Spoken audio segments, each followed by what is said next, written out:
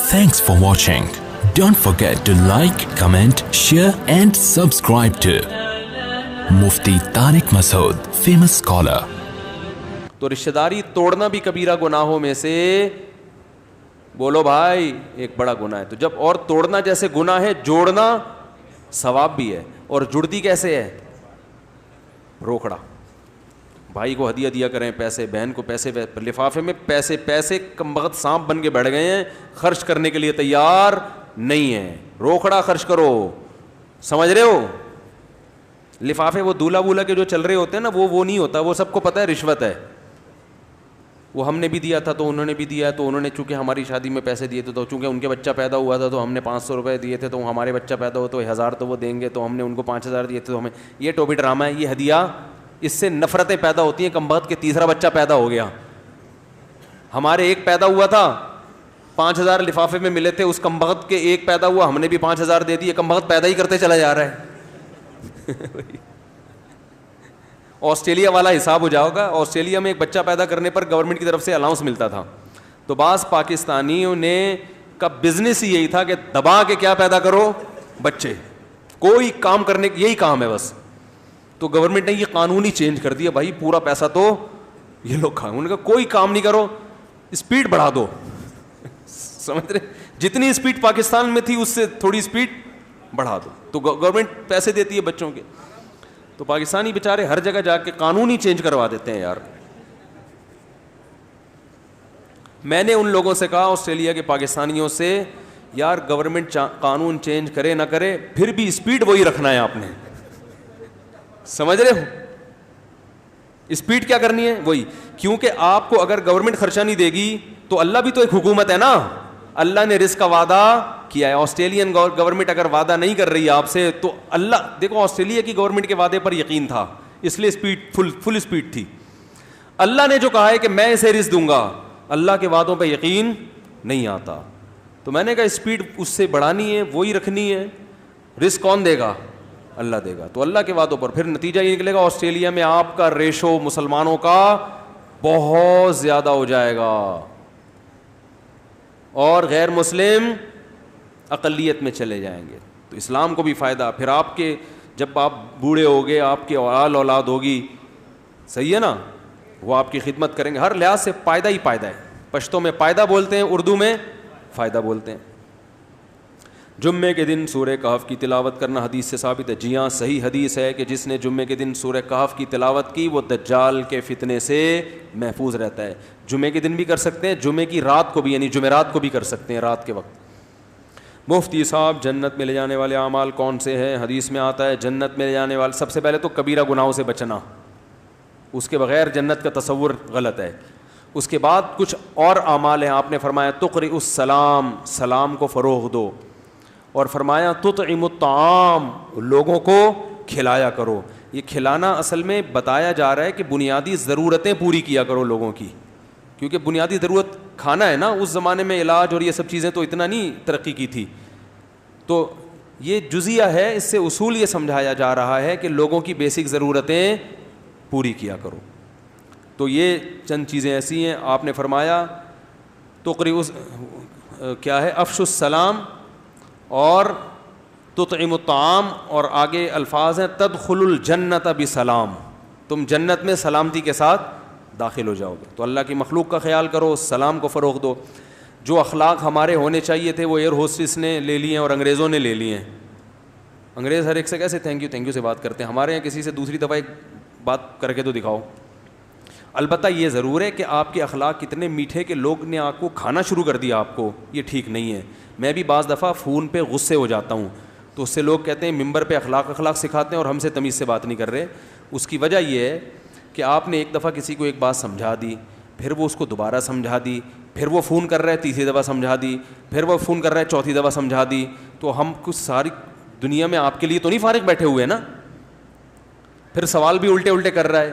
تو ایسے موقع پہ سختی سے بات کرنا عین اخلاق ہے کہ بھائی ٹو دا پوائنٹ بات کریں, ہمارے پاس فالتو دماغ نہیں ہے, کیونکہ ہمیں اندازہ ہو جاتا ہے کہ یہ ٹائم ویسٹ کر رہا ہے. تو بلا وجہ ایسا نہیں کرتا, کوئی گھبرائے نہیں, کوئی آدمی کے پتہ نہیں ہے کیا کھا جائیں گے. لیکن ایک مثال دے رہا ہوں کہ ہر چیز کی ایک لمٹ ہوتی ہے. سمجھتے ہو کہ نہیں سمجھتے؟ ہر چیز کی. ایسا نہیں کہ آپ لوگ علماء کو ستاتے ہیں اخلاق چیک کرنے کے لیے, ستائیں گے, اس کی پرمیشن نہیں ہے آپ کو. تو میٹر ہمارا بھی شارٹ ہوتا ہے, میٹر شارٹ نہ ہو تو پھر وہ اس کا مطلب میٹر ہے ہی نہیں اندر. امام شافعی فرماتے ہیں جس کے ساتھ غصے والا سلوک کیا جائے, غصہ دلانے والا کام کیا جائے, پھر بھی اسے غصہ نہیں آئے تو وہ گدھا ہے.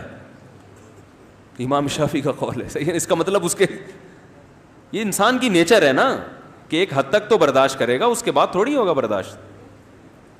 مفتی صاحب بار بار گناہ ہو جاتا ہے, پھر توبہ کرتا ہوں, پھر گناہ ہو جاتا ہے, بد نظری بھی ہوتی ہے. دیکھو بار بار گناہ ہونا تو بری چیز ہے, لیکن اس کی وجہ سے توبہ نہ چھوڑیں. شیطان یہ کہتا ہے تو چونکہ گناہ سے بچ ہی نہیں سکتا لہذا توبہ کرنا چھوڑ دے. تو شیطان سے کہیں یار جیسے بار بار گناہ بری چیز ہے تو بار بار توبہ اچھی چیز ہے. گناہ سے اللہ کا غضب آتا ہے, توبہ سے اللہ کا غضب ٹھنڈا ہوتا ہے. بار بار بخار ہو جاتا ہے تو بار بار پیناڈول کھاتے ہو کہ نہیں کھاتے؟ بھائی یار بار بار بخار ہو رہا ہے, چھوڑو پیناڈول کے ڈبہ اٹھا کے, اب مرنے دو بخار میں, تو مر جائے گا. بار بار بخار ہو رہا ہے, بار بار پیناڈول کی 2 گولی, ڈاکٹر کہتے ہیں کہ ہر 3 گھنٹے کے بعد کھلاؤ اس کو, اس لیے بار بار بخار ہو رہا ہے. تو اس لیے توبہ تو کسی قیمت پہ نہیں چھوڑنی. پھر یہ کہ بار بار گناہ کیوں ہو رہا ہے اس کی فکر کرنی ہے. تو اس کا ایک میں نسخہ بتاتا ہوں کہ بھائی جب بھی گناہ ہو اپنے آپ کو سزا دو, روزہ رکھ کے, صدقہ کر کے. سزا ملے گی نا, اپنے آپ پر مقدمہ چلا کے خود اپنی سزا تجویز کرو.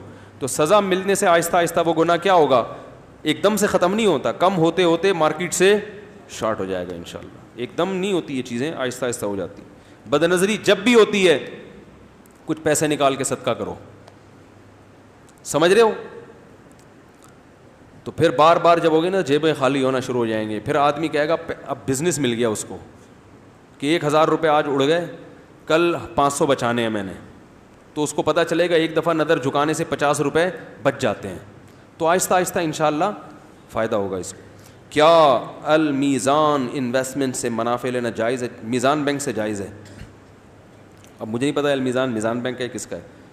محمد اوکاشا کی والدہ کے لیے دعا کریں اور اعمال پورے ہو جائیں, دل سے دعا ہے جی. اللہ تعالیٰ ان کو دنیا اور آخرت کی بھلائیاں عطا فرمائے, نیک اعمال میں ترقی عطا فرمائے. سنن و نوافل میں کتنی آواز سے تلاوت کرنی چاہیے؟ آہستہ آواز سے, دوسرے نہ سنیں. نماز میں ہاتھ تکبیر تحمیل کہاں تک اٹھانے چاہیے؟ نماز میں ہاتھ انگوٹھا کانوں کی لو تک, کیونکہ 3 قسم کی حدیثیں ہیں. ایک حدیث میں آتا ہے کہ آپ صلی اللہ علیہ وسلم نے کانوں کے اوپر تک ہاتھ اٹھائے ہیں. ایک حدیث میں آتا ہے کہ آپ صلی اللہ علیہ وسلم نے شحمت اذنیہ کانوں کی لو تک ہاتھ اٹھائے ہیں. ایک میں آتا ہے حذو منکبیہ کندھوں تک ہاتھ اٹھائے ہیں.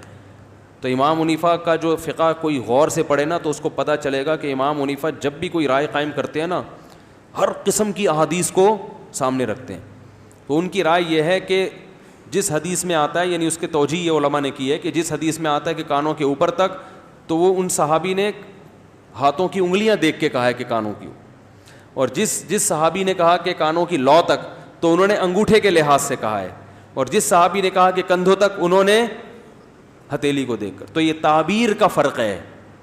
تو اس لیے ہماری نظر میں بہتر کیا ہے, یہاں تک ہاتھ اٹھائے جائیں. سمجھ, باقی دوسری بھی رائے ہیں علماء کی, تو کوئی اس میں پھڈے بازی والی بات نہیں ہے. مفتی صاحب 6 ماہ سے اسکول بند ہے اور اسکول انتظامیہ فیس مانگ رہی ہے, اسکولوں میں پڑھائی بھی نہیں ہوئی, کیا یہ جائز ہے نہیں جائز ہے؟ 6 ماہ سے اسکول بند ہے, کس بات کی فیس لے رہے ہو بھائی؟ اپنی خوشی سے دے دیں تو دے دیں.